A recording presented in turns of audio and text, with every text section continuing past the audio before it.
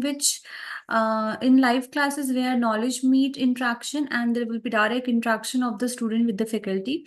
Then on Auricle, you can have access to all the subjects through the recorded sessions anytime, anywhere. Then we also provide notes with ultimate comprehensive book that are ABME based question answers MCQ and full zone for self-assessment.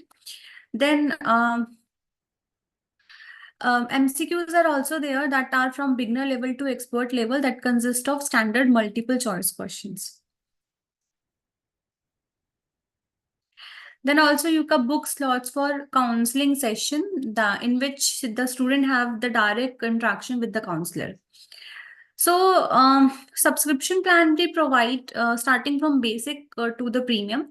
So the basic plan is of 3 months that cost around 15,000 and the services includes our pre-recorded classes, live class, quick revision examination module. Then standard plan is there of 6 months that cost around 30,000 in which we provide pre-recorded classes, live class, live doubt clarification, quick revision examination module. Then the premium plan is of 12 months that cost around 50,000 and the services are included in which are pre-recorded classes, live class, live doubt clarification, one-to-one personalized guidance, notes, quick revision examination module. So basically, I will recommend all the student to take this premium plan because it includes all the services that is provided by Auricle. And also for instant 20% discount, you can use my code that is Aanchal20. So let's start with today's topic. And here we have a clinical case scenario that we're going to discuss in the end of the session. So starting from the introduction part, so as we know, the acid-base balance is very important for the homeostasis of the body and almost all the physiological activity depend upon the acid-base status of the body. Okay. So when we talk about acid means it is the proton donor, right? It is proton donor. And when we talk about base, so it is proton acceptor. So always remember the acid is a proton donor and it is a proton acceptor. Okay, so proton donor means the substance which liberates hydrogen ion and proton acceptor means the substance which accept hydrogen ions, right? So acid-base homeostasis involves chemical and physiological processes that we're going to discuss in today's class for the maintenance of the acidity of body fluids at level that allow optimal function of the whole individual. And talking about the pH of the ECF. pH of the ECF means normal. The normal pH that should always remain that lies between 7.35 and 7.45. So whenever the pH falls below this level, 7.35, so that condition results into acidosis. Okay. And whenever the pH level exceed above 7.45, so that condition is known as alkemia or results in alkalosis. Okay. And also the alteration outside these boundaries affect all the body systems and the patient could be in the condition like coma, cardiac failure, circulatory collapse. Okay. So the maintenance of pH in this range is very mandatory, right? So as we know, just a minute. As we know, the kidney plays an important role in maintenance of acid-base balance by excreting hydrogen ion. Okay. Now the question is that why kidney is excreting so much hydrogen ion? Okay. And retaining bicarbonate ion. So basically, during all the metabolic activities which occur inside the body, there is releasing of so much hydrogen ions. Okay, so that's why the body excrete hydrogen ion and always try to retain bicarbonate. Okay, and that's why the pH of urine is usually between 4.5 to 6, means that's why the pH of urine is acidic because body try to excrete maximum number of hydrogen ion with the urine. Okay. Now, the metabolic activities in the body produce a lot of acid with a lot of hydrogen ion, which threaten to push the body system towards the condition of acidosis. Okay. Now, the kidney prevent this by excreting hydrogen ion and conserve bicarbonate. Okay. So, I hope now this concept is little bit clear to the student. So, basically, the hydrogen ion contain a single proton, that is positively charged particle, which is not orbited by any electron. Okay. So that's why this is the smallest ionic particle, and also this is highly reactive. Okay. And because of this, the hydrogen ion shows severe effect on the physiological activities of the body, even when it is present in low concentration. And one more thing, all the students should remember that pH is equals to log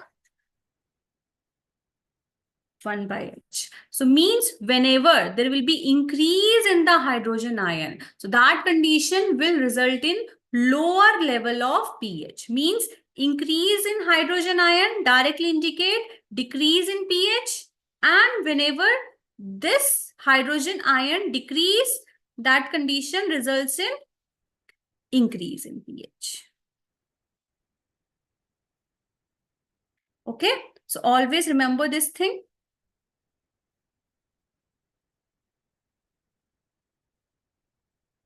Right?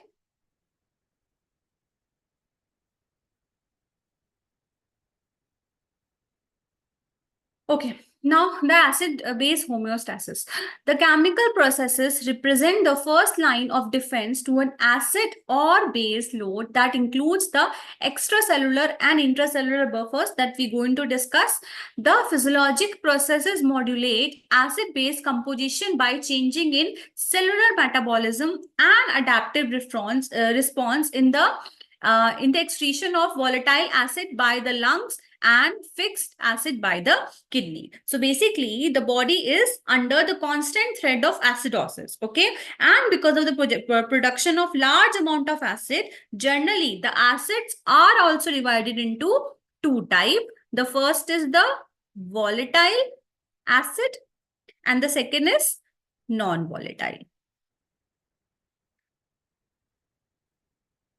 Okay, so what are volatile acids? Volatile acids are those acids which are derived from CO2. Okay, the volatile acids are those acids which are derived from CO2, and large quantity of CO2 is produced during metabolism of carbohydrates and lipids. Okay, and as we know, the CO2 is not a threat to body because almost all the CO2 get removed through the process of expiration, right? So it is the volatile acids are exactly not threatened to body. But when we talk about non-volatile, so non-volatile acids are produced during the metabolism of other nutritive substances such as proteins. Okay, now these acids are real threat to the acid base status of the body because, for example, we have sulfuric acid. Now, the sulfuric acid is produced during the metabolism of sulfur and containing amino acids like cysteine and methionine. And HCl is also produced during the metabolism of lysine. Okay. Now, we know that body is provided with best regulatory mechanism to prevent the hazard of acid production. Okay. And we're going to talk about these compensatory mechanism, right? Okay, so the most general effect of pH changes are on function is basically whenever there is increase in pH, it directly indicates that there will be decrease in the whenever there is decrease in the pH, it directly indicate decrease in excitability, and whenever there is increase in pH means there will be increase in excitability. Okay, now the question is that pH incompatible with life is, and I know all the student knows the answer now. I'm giving you 30 seconds to answer. The pH which is more incompatible. We have discussed the normal range, right? So you have to decide that which is more incompatible.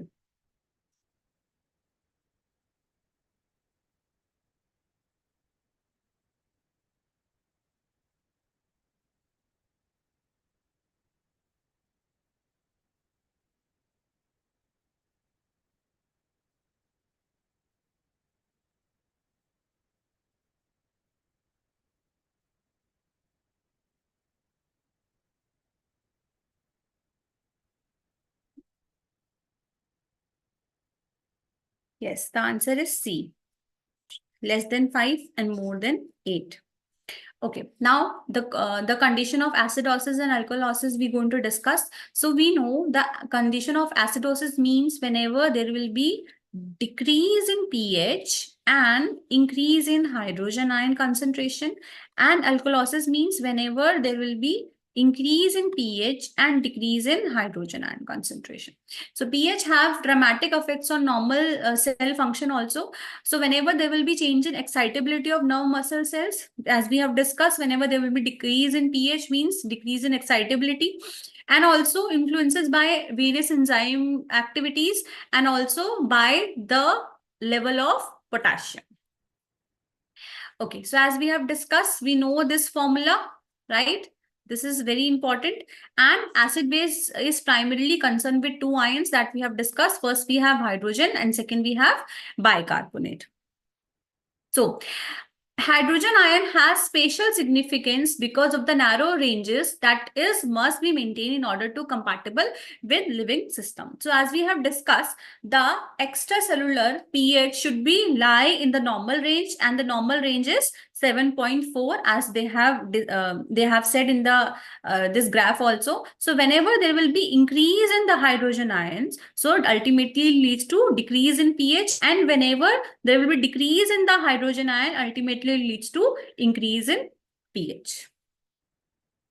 So acid-base basics. So balance depend on regulation of free hydrogen ion. As we have seen, the concentration of hydrogen ion is measured in pH, right?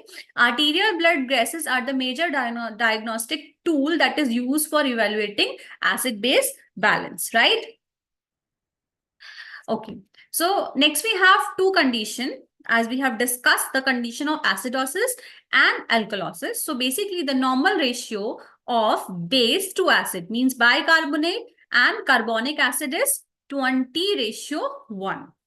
And the carbonic acid is the source of hydrogen ion in the body because this is a very unstable product, and it used to get split into hydrogen ion and bicarbonate in the presence of an enzyme known as carbonic anhydrase, right? Now, the deviation from this ratio are used to identify acid-base balances that we have seen already. Now we're going to talk about the compensatory mechanism, the acid-base regulation basically. So maintenance of an acceptable pH in the range extracellular fluid is accomplished by three mechanisms that we're going to discuss one by one. So first we have the chemical buffer, then we have respiratory regulation, then we have renal regulation. So when we talk about the chemical buffer, so they are basically react very rapidly and usually in less than a seconds, okay? But the respiratory regulation reacts rapidly from seconds to minute, and the renal one is the slowest. But when we talk about which is the strongest one, so the strongest one is always the renal regulation, which is slowest, but once begin, it give the very strong effect, right? So one by one, we are going to talk about the buffers. So as we know that in blood, immediately following change in the pH, the first to act are blood or chemical buffer, and usually we talk about bicarbonate buffer in this, right? So bicarbonate buffer system is present in ECF, that is in plasma, and it consists of the protonated substances, carbonic acid, which is a weak acid, and the unprotonated substance. So this bicarbonate is a weak base, and bicarbonate is in the form of salt present, that is sodium bicarbonate, right?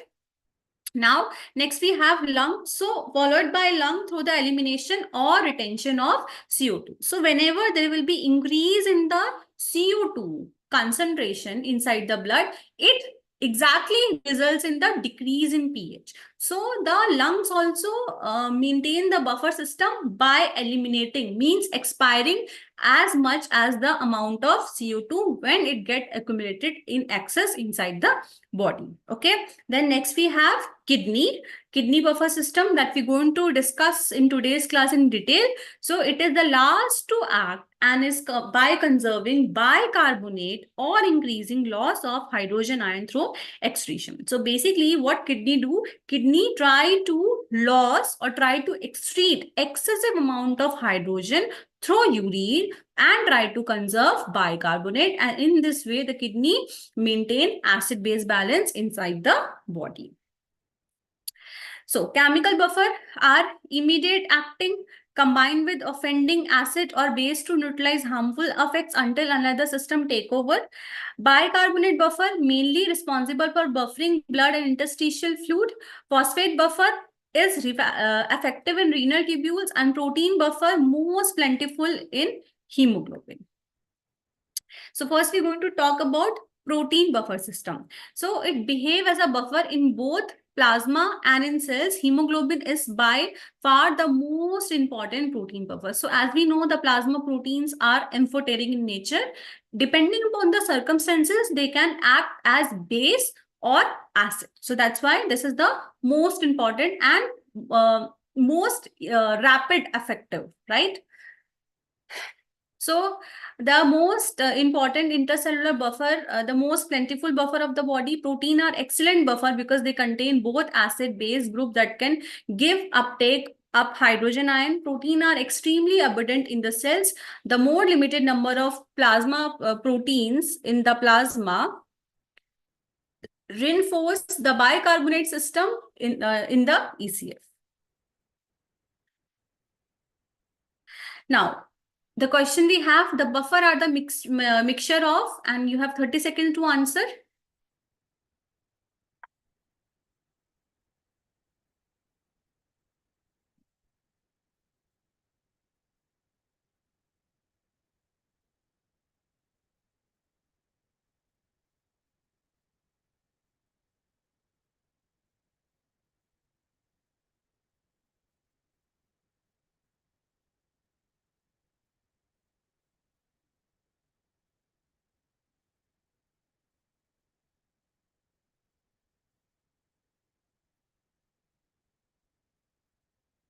Yes, the answer is weak acid and their conjugated base.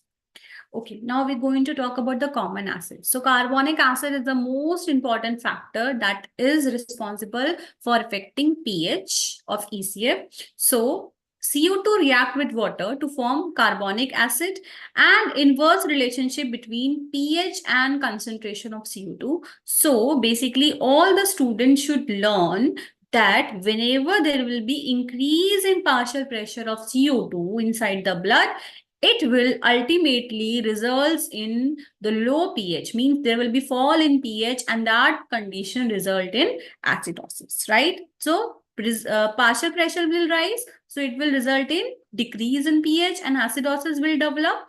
And whenever PCO2, means partial pressure of CO2 inside blood, will fall, it will result in increase in pH, and that condition is known as alkalosis. So basically this maintenance, the maintenance of CO2 inside the blood is very important.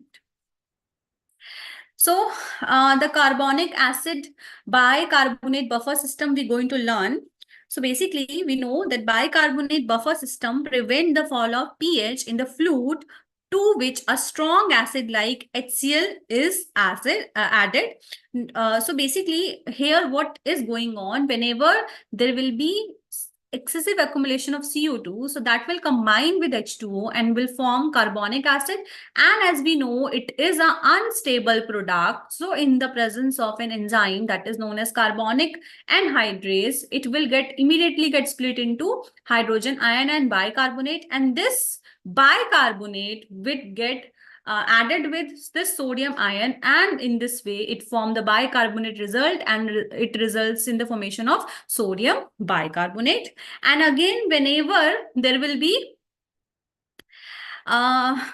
this sodium bicarbonate gets split into sodium and bicarbonate, so it will result in the this bicarbonate will get added with hydrogen ion, and again it will form carbonic acid, and again it will get split into CO2 and H2O. Okay. So maintenance of acid-base balance. So as we know, lungs help regulate pH through carbonic acid by this bicarbonate buffer system. So changing in respiratory rate changes partial pressure of CO2, that is a respiratory compensation. So basically also kidney help regulate the pH through the renal compensation that already we have seen. Okay, now the most important renal buffer that we have talked a lot about it. So you have 30 seconds. The most important, and I know all the students now know the answer. Till now, we have only talked about one buffer. It's bicarbonate, ammonia, phosphate, or protein buffer, the most important.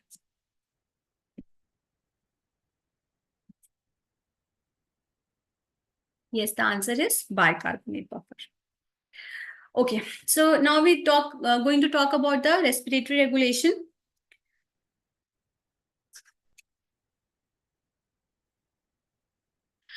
So when breathing is increased, the blood CO2 level decrease and the base become more basic, right? So decrease in CO2 ultimately will result in increase in pH. So at that time, the condition will, the blood will become more basic, right?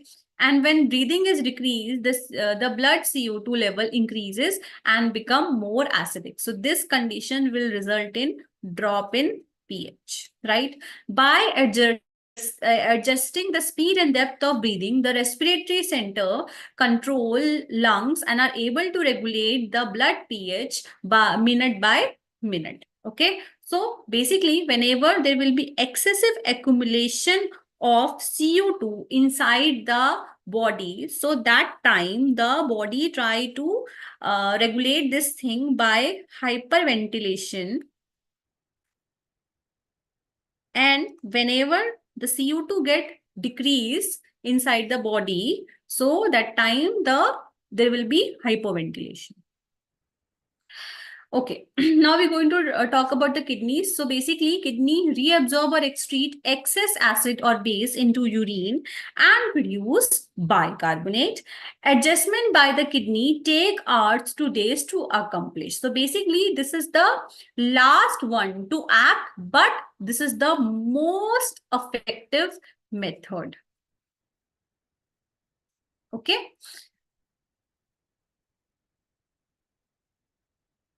Now, one by one, we're going to talk about the various systems, starting from the bicarbonate. Okay, so conservation or reabsorption of bicarbonate is an important process because of the high quantity of filtered bicarbonate. About 4,320 milli-equivalents of bicarbonate is filtered by the glomeruli of kidney every day, and it is known as filtered load of bicarbonate. Excretion of this much of bicarbonate through urine will affect the acid-base balance of the body fluid. So bicarbonate must be taken back from the renal tubule by reabsorption. So basically, as maximum as the reabsorption of bicarbonate can be done by the kidney, so basically by the nephrons, basically renal tubules. So this will help in maintaining the acid-base balance. The reabsorption of filtered bicarbonate utilizes secretion of hydrogen in the renal tubule. About 4,380 milliequivalents of hydrogen ion appears every day in the renal tubule by means of filtration and secretion.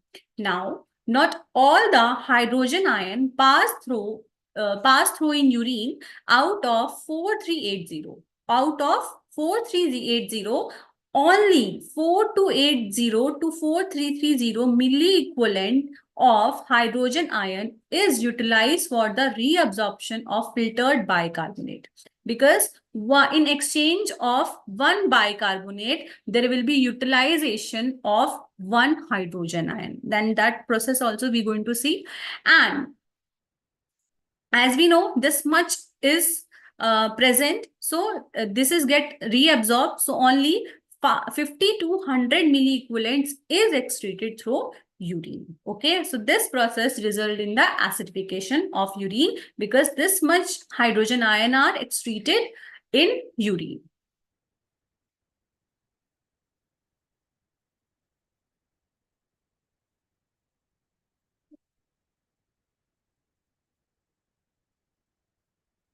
Okay, so secretion of hydrogen ion in exchange of cation, usually sodium, and conservation of bicarbonate in the body fluids is very important, and secretion of ammonia into the tubular fluid is also there, and all these processes we're going to learn. Now, the hydrogen ion which enter the renal tubule by filtration and secretion is removed by these three mechanisms. The first we have bicarbonate ion, the second we have phosphate mechanism, then third we have ammonia mechanism. Okay. Now this bicarbonate mechanism occurs in the segment of renal tubule like PCT, Henle's loop, and DCT. This phosphate mechanism occur in DCT and collecting tubule, and this ammonia mechanism usually in PCT. Okay.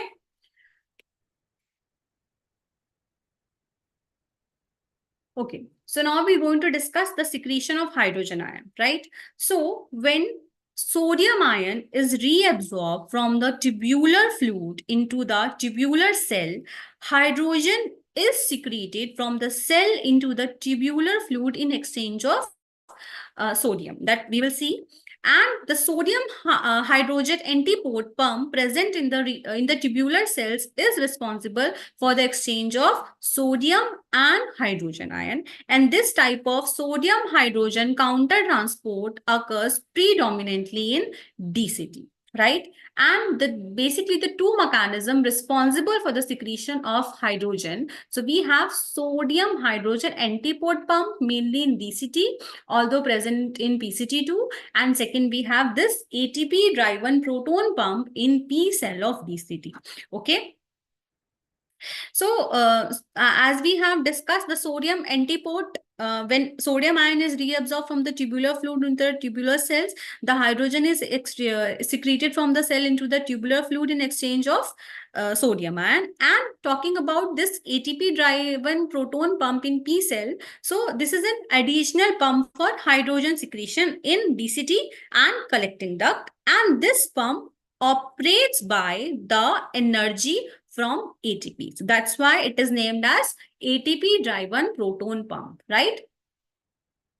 So all the filtered bicarbonate into the renal tubule is reabsorbed. All bicarbonate, and about 85% of is reabsorbed in PCT and collecting tubule, and 10% in DCT, and 5 in CT. The reabsorption of bicarbonate utilizes the hydrogen present in renal tubules.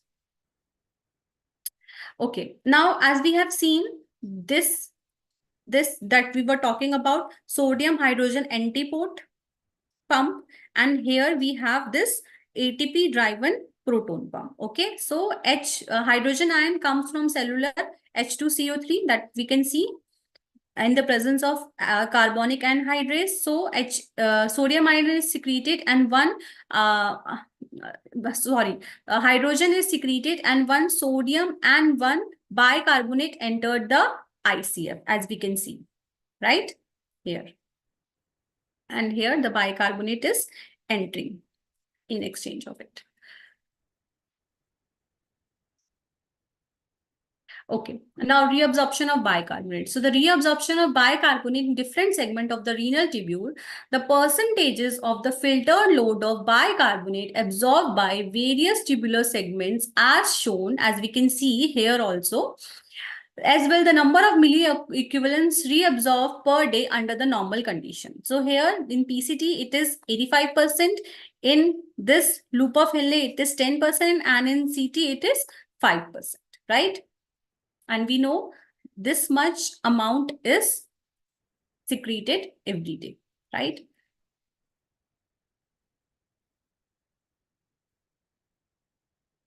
That already we have discussed both. Okay. Now we're going to discuss about the bicarbonate mechanism.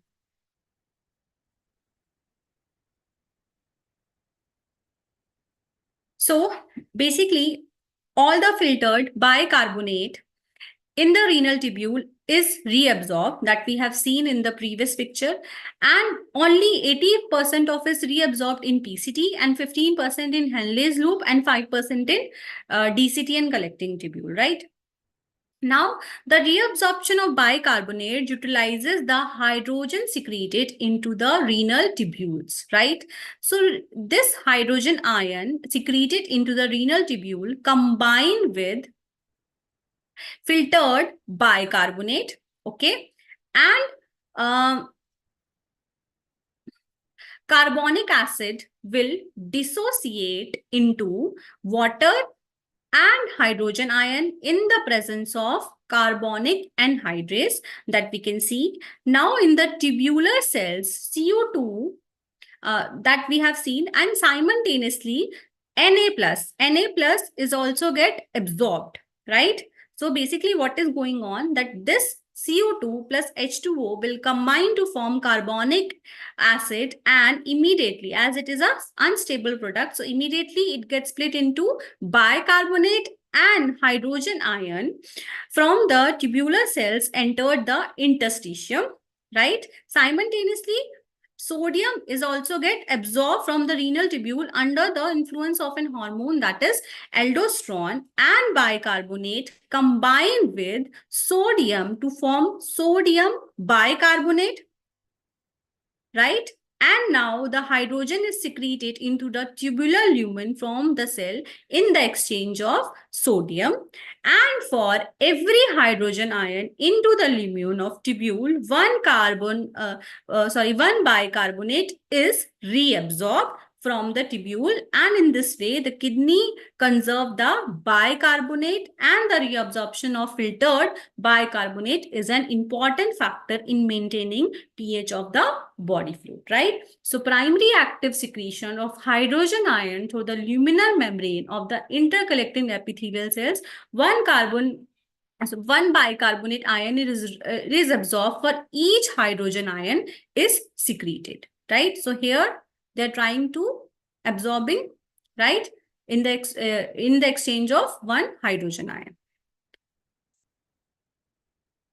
So the hydrogen ion secreted into the renal tubule combines with filtered this bicarbonate, forming carbonic acid. Now the carbonic acid dissociate into carbon dioxide and water in the presence of carbonic anhydrase, and carbon dioxide and water enter the tubular cell. In the tubular cells, CO2 combined with water again to form carbonic acid. It immediately dissociate into H plus and bicarbonate from the tubular cell enter the interstitium. There it combines with sodium to form sodium hydrogen carbonate. Then the hydrogen is secreted into the tubular lumen from the cell in exchange of sodium ion. And also, for every hydrogen ion that is secreted into the lumen of tubule, one bicarbonate is reabsorbed from the tubule, and in this way, kidney conserve the bicarbonate. Now, next we have another important mechanism, that is phosphate mechanism, that we're going to understand with the help of this diagram. So basically, in the tubular cell, as we can see, this CO2 combined with H2O to form this product, that is carbonic acid. And Again, it get dissociate into this bicarbonate and hydrogen ion. From the tubular cell, enter the interstitium, and simultaneously, Na is also get reabsorbed, right? Na is also get reabsorbed from the renal tubule under the influence of the hormone that is aldosterone, and Na entered the interstitium also. It is getting reabsorbed and entering in the interstitium. Okay, enter the interstitium and combine with this bicarbonate to form this product, that is sodium hydrogen bicarbonate. And this hydrogen ion, right, which is secreted into the renal tubules, will react with this phosphate buffer. This is phosphate buffer we have, and it combined with sodium hydrogen phosphate to form sodium dihydrogen phosphate. And this dihydrogen phosphate is excreted in urine, right? Excreted in urine. And the hydrogen ion, which is added to the urine in the form of sodium dihydrogen, makes the urine more acidic, and this happens mainly in DCT and collecting duct because of the presence of large quantity of sodium hydrogen phosphate in these segments. So I hope this mechanism is clear to all the students. Again, we're going to discuss with the help of the slide the phosphate mechanism. So hydrogen ion, which is secreted into the renal tubule, react with phosphate buffer that we have seen. It combined with sodium hydrogen phosphate to form sodium dihydrogen phosphate. Sodium dihydrogen phosphate is excreted in urine.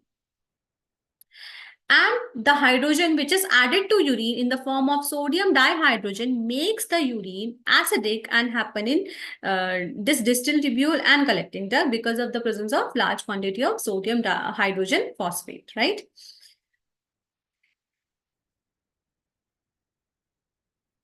Now, next we have the ammonia mechanism that again we're going to discuss with the help of this diagram. So again, the ammonia mechanism is the important one, right? By which kidney excrete hydrogen and again makes the urine more acidic, okay? So in the tubular epithelial cells, the ammonia is formed under the amino acid glutamine is converted to this glutamate, this glutamine is converted to glutamic acid in the presence of an enzyme that is known as glutaminase. And also ammonia is also formed by the deamination of some of the amino acids such as glycine and alanine. And ammonia formed in the tubular cells is excreted in the is secreted into the tubular lumen in the exchange of sodium. As we can see, it is secreted in exchange of sodium, and here here combines with hydrogen ion to form ammonia, right? So here it will combine with hydrogen ion to form ammonia. Now the tubular cell membrane is not permeable to ammonium, therefore it retains the lumen and excreted into urine. Fine, it excreted into urine, and also hydrogen ion is added to urine in the form of ammonium compound, results in the acidification of urine. Okay, so this is all about the ammonia mechanism. Again, we're going to learn with the help of the slide. So this is the important mechanism by which kidney excrete hydrogen and make the urine acidic. So in the tubular epithelial cells, ammonia is formed when the amino acid glutamine is converted into glutamic acid in the presence of an enzyme known as glutaminase that we have seen. Ammonia is also formed by the deamination of some of the amino acids such as glycine and alanine. And the ammonia formed in PCT is secreted into tubular lumen in exchange of sodium that we have seen. And also it combined with hydrogen ion to form ammonium, NH4. And we can see in the picture also, here it is forming NH4. Therefore, it remains in the lumen and combines with filtered chloride to form ammonium chloride. We can see it is forming ammonium chloride here. And ammonium chloride is excreted through urine. Thus, hydrogen ion is also added to urine in the form of ammonium compound, resulting in acidification of urine. So this process takes place mostly in PCT because glutamine is converted to ammonia in the cells of this segment, and by excretion of this hydrogen ion and conserving bicarbonate, kidney produce acidic urine help to maintain the acid-base balance by body. So basically what we have seen in all these mechanisms, that kidney try to excrete more and more amount of hydrogen ion with urine so that the acid-base balance remain maintained inside the body.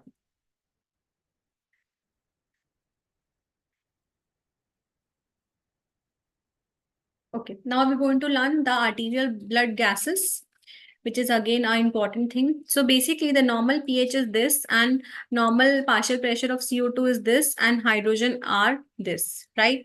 So basically we're going to learn about two conditions. The first we have acidosis. So whenever the pH decrease below this range, that condition result in acidosis, which is caused by the accumulation of acid or by loss of bases. And alkalosis, we know, whenever the pH get higher than this range, that condition results in alkalosis, and it occurs when bases accumulate or acids are lost. So now we're going to learn about the acidosis, the condition of acidosis and alkalosis. Okay. So acidosis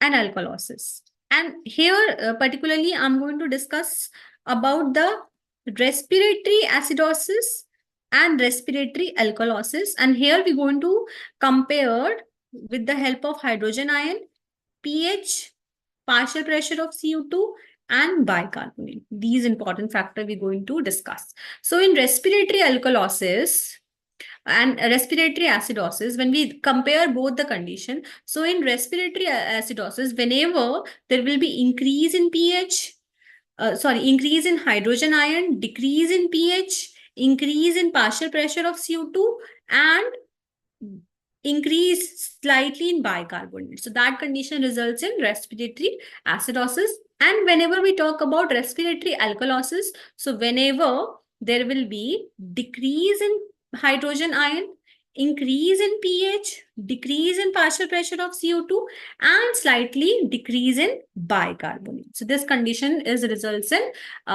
respiratory alkalosis. And when we compare all these segments in metabolic acidosis and metabolic alkalosis. So in metabolic acidosis, there will be increase in hydrogen ion concentration, decrease in pH, decrease in partial pressure of CO2, and the bicarbonate decreases so much, right? So that condition is known as metabolic acidosis. And talking about metabolic alkalosis, so there will be decrease in hydrogen ion concentration, increase in pH, increase in partial pressure of CO2, and the bicarbonate increase so much. There will be excessive increase, right? So this condition results in metabolic alkalosis. And you have to remember all these factors are very important. So basically, metabolic acidosis characterized by gain of acid or loss of bicarbonate associated with ketone bodies also in condition like diabetes mellitus, alkalosis, starvation, and hypothyroidism. Other causes are lactic acidosis, secondary to shock, heart failure, pulmonary disease, hepatic disease, seizures, and strenuous exercise. Then what do you see that is confusion, dull headache, decreased DTRs, hyperkalemia, hypotension, Kussmaul's respiratory lethargy, warm and dry skin. And in metabolic alkalosis, commonly associated with hypokalemia from diuretic use, hypocholeremia, hypocalcemia, also caused by excessive vomiting, NG suction, Cushing disease, that is kidney disease, or drug containing baking soda also, right? So this is all about the condition of metabolic acidosis and alkalosis. Then in last, we have the summary, that is respiratory control of pH. So as we have seen that whenever there will be excessive increase in CO2, so directly it try to form this carbonic acid and it will split, and this condition will ultimately result in more and more H plus ion and the pH will drop, right? So this H plus ion stimulates respiratory center in medulla oblongata, and this center will try to stimulate all the muscles of inspiration. So therefore, the rate and depth of the breathing will increase, and ultimately the CO2 will eliminate in lungs with the process of expiration. So again, the pH get maintained inside the body. So this is the mechanism, a respiratory control of pH basically. Okay. So we have a question, and I hope all the student knows the answer.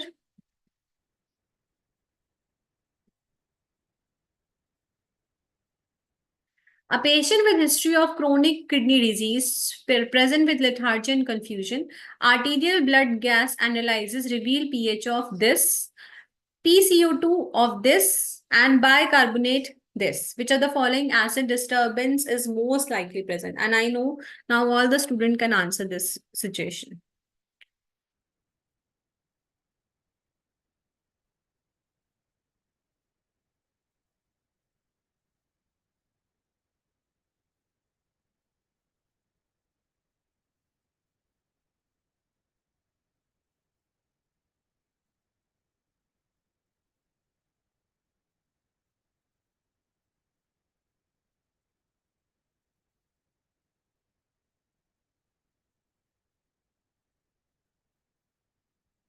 So as we can see, this bicarbonate has decreases very much, and this happens in only one condition, that is metabolic acidosis. So this is the answer of this clinical case scenario.